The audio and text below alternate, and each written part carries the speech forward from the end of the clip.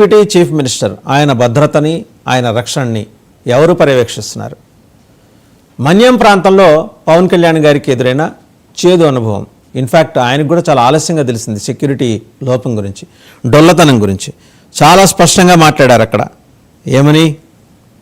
రక్షణ సంబంధించిన వ్యవహారాలు డీజీపీ చూసుకోవాలి, హోంమంత్రి చూసుకోవాలి, నాకు రక్షణ ఉన్నా లేకపోయినా నేను నా ఉద్యోగం చేసుకుంటూ వెళ్తాను, అధికారంలో ఉన్నప్పుడు చేస్తున్నాను, లేకపోయినా కూడా నేను చేశాను, అందరికీ తెలిసిన విషయమే అని ఏదో ఒక రకమైన అసంతృప్తి ఆయన వ్యక్తం చేసినట్టు అర్థమవుతుంది. అదే సందర్భంలో మీడియాను కూడా కడిగేశారు.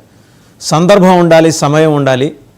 ఓ పక్క మనుషులు చచ్చిపోతూ ఉంటే ఇప్పుడు తీసుకొచ్చి బన్నీ సినిమా గురించి మాట్లాడతారా అని చెప్పేసి తీవ్రంగా అసహనం వ్యక్తం చేశారు.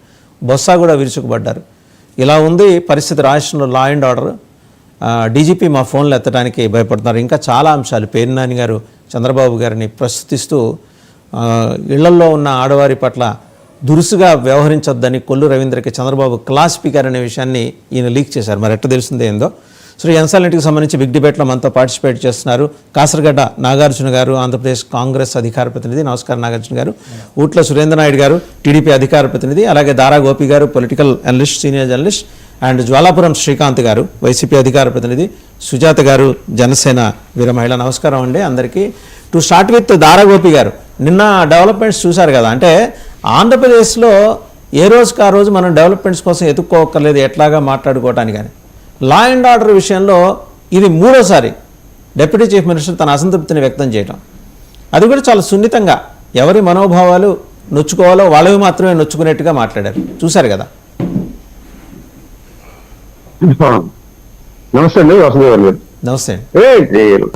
లా అండ్ ఆర్డరు ఖచ్చితంగా అంటే వైఫల్యం కనిపిస్తోంది స్పష్టంగానే.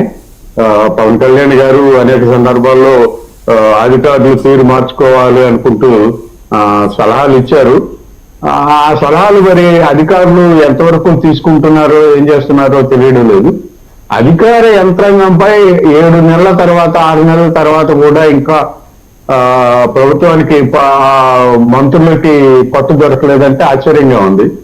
గతంలో నేరుగా కామెంట్ చేశారు, నేను హోంమంత్రి అయి ఉంటే తాను వేసేవాడిని. అంటే హోంమంత్రి అనిత దాన్ని పాజిటివ్ గా తీసుకున్నారు అనుకో.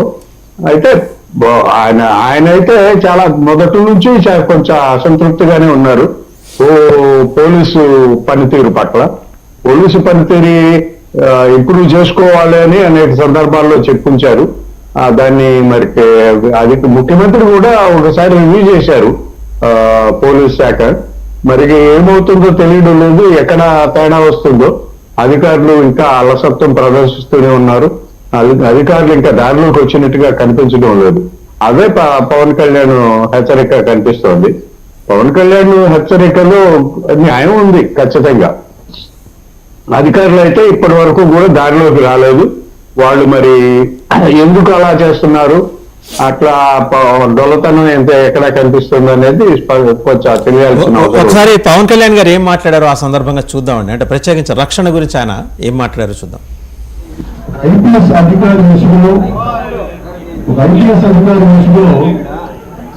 ఒక వ్యక్తి పెరిగాడు, వచ్చాడు, మొత్తం ఫోటో తీసుకున్నాడంటే నేను అడిగాను, అసలు ఎవరన్నా ఒక ఐపీఎస్ స్థాయి అధికారి వస్తే ఎవరైనా అడుగుతాను నేను, హౌకమ్ పోలీసెస్ ఓవర్ లుక్ అంటే ఎందుకు దీన్ని ఇది చూడలేకపోయింది అభిషేక్ అధికారులతో మాట్లాడుతున్నారు. ఇది కేవలం నాకు పనిచేయడం తెలుసు, రాష్ట్ర పోలీస్ శాఖ బాధ్యత ఇది, ఇంటెలిజెన్స్ శాఖ బాధ్యత, పోలీస్ శాఖ బాధ్యత, అలాగే డీజీపీ బాధ్యత. నేను నాకు పనిచేయడం తెలుసు. రైట్. సుజాత గారు చాలా స్పష్టంగా చెప్పారు. ఆయన ఇంటెలిజెన్స్ బాధ్యత, డీజీపీ బాధ్యత, హోంశాఖ బాధ్యత. ఈసారి హోంమంత్రి అనలేదు, కొంచెం పాలిష్డ్గా మాట్లాడారు. మూడోసారి అసంతృప్తి వ్యక్తం చేయడం గడిచిన 6 నెలల వ్యవధిలో ఓపెన్గానే మాట్లాడుతున్నారు. ఆయనవి కడుపులో పెట్టుకొని ఇంకోటేదో ఏది బ్యాక్ ఆఫీస్లో మాట్లాడటం అట్లా చేయట్లా. ఏమన్నా ఉంటే నేరుగా మొహమాట లేకుండా మీ కూటమికి వేరే ప్రతిపక్షం అక్కర్లేదు.